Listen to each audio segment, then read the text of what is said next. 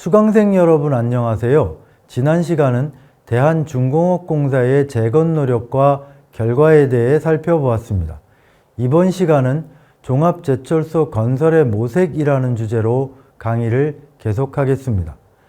삼화제철공사의 재건 실패와 대한중공업공사의 제강업체로의 전환으로 정부는 일제가 남기고 간 제철소로 철강 작업을 이루는 것은 어렵다는 인식을 갖게 되었습니다.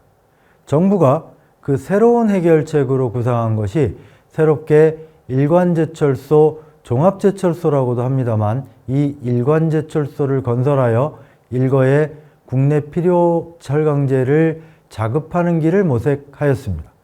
이런 움직임은 1950년대 후반부터 시작됩니다. 우선 구체적인 움직임으로 삼화제철공사와 대한중공업공사의 재건을 계기로 밀접해진 서독에서 제철 관련 기술자들을 초빙하여 종합제철소 건설 가능성을 타진합니다. 1956년의 일입니다. 이 과정을 좀 더 구체적으로 보면 1956년 5월 상공부 장관이 종합제철소 건설을 모색하고 있음을 공식화하였습니다. 인근에 철광산이 있는 강원도 삼척지구에 새롭게 제철소를 건설한다는 것이었습니다. 이 1956년이라는 시점에 주목할 필요가 있습니다. 앞서도 말씀드렸지만 이 시점은 선철 생산을 목표한 삼화제철 재건이 사실상 실패한 상황이고 대한중공업의 일관제철소 건설 역시 제강업체로 귀결되는 시점이었습니다. 새롭게 모색하는 제철소가 일제가 남긴 두 개의 제철소와 다른 점은 당시 정부의 표현대로 하면 철광석을 사용하여 제철할 제철소 건설을 계획하고 있다는 것이었습니다. 그리고 정부는 종합제철소 건설 가능성 타진을 위해 서독기술진을 초빙하여 전반적인 조사를 맡겼던 것입니다.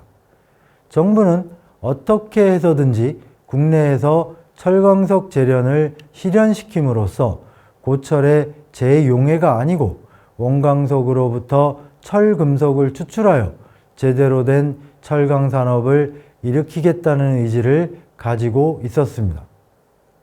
서독기술진의 조사는 6주간 이루어지며 그 조사 보고서가 상공부에 제출되었습니다. 1956년 11월 부흥부 장관은 국무회의에서 철광석을 사용하여 제철할 제철소 건설 계획과 자금 준비가 완료되었음을 보고했습니다. 자금은 원조 자금인 ICA 자금을 배정 완료하였다고 보고하였습니다. 그러나 이 계획은 이후 진척되지 않았습니다.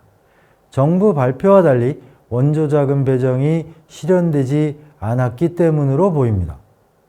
1958년 상공부는 다시 ICA 원조 자금 3천만 달러와 내자 150억 환을 투자하여 연간 조각 능력 20만 톤 생산 규모의 종합제철소를 강원도 양양에 건설한다는 계획을 발표하였습니다.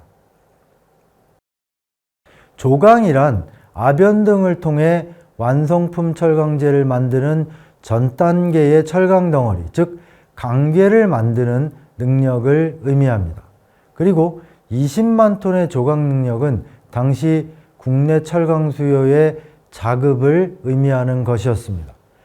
제철소 설비의 주요 내용은 소형 고로 플러스 Rn식 회전로법으로 선철을 연간 20만 톤 생산하고 여기에 고철 5만 톤을 추가 LD 제강에 의해 조강 20만 톤을 생산하고 아변 과정을 거쳐 제품을 얻고자 한 계획이었습니다.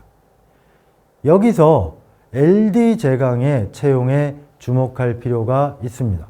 당시로서는 가장 최신식 제강 기술이기 때문입니다. 전로를 이용한 염기성 산소 제강법이라고도 하는데 사실 전로를 이용한 제강법은 이미 19세기 중반에 탄생한 제강법입니다. 시간 전략을 통한 생산 능률 향상의 강점은 있었지만 생산된 철강의 품질이 균질하지 못한 약점이 있었습니다. 20세기 전반을 평로 제강이 지배한 것은 전로에 비해 제강에 시간은 걸리지만 안정적이라는 강점이 작용한 것입니다. 기존 전로 제강법의 약점을 해소한 것이 LD 제강입니다.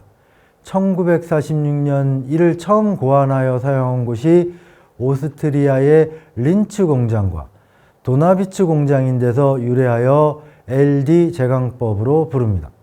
철강 품질의 약점이 사라지면서 기존 주류였던 평로 제강법에 비해서 시간을 전략하여 생산 능률을 훨씬 향상시킬 수가 있으므로 1950년대부터는 세계적으로 제강 방법의 새 주류를 이루게 되었습니다. 선철을 생산하는 제철 설비로 역시 고로 프로세스를 선택한 것은 당시의 세계적 추세에 부합하는 것입니다.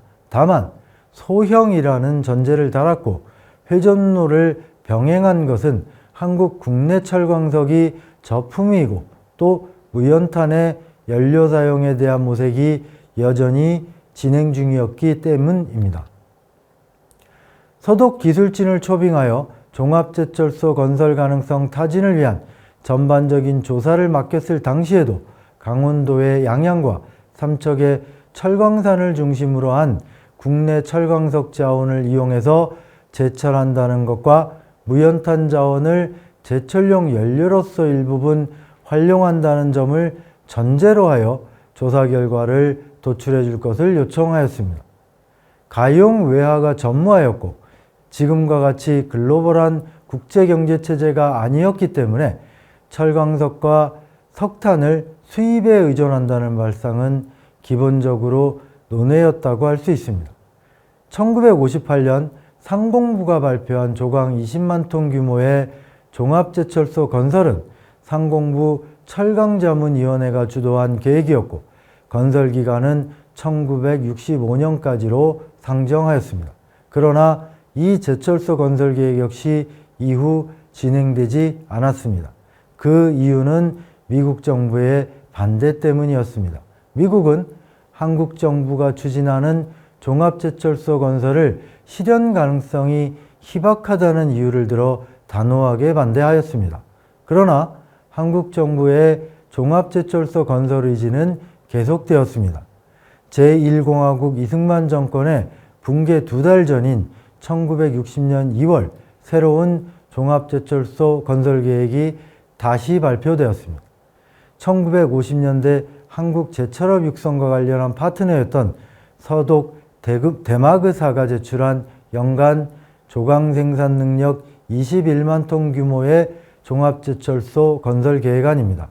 이 계획안은 1958년 제철소 계획안과 비교하여 고로의 LD제강의 일관제철소로 당시 제철소 생산 프로세스의 세계적 추소에 더욱 접근한 계획안이었습니다. 다만 철강의 생산 능력을 어떻게 할 것인가에 대한, 다시 말해 제철소의 규모에 대한 차이는 있었습니다.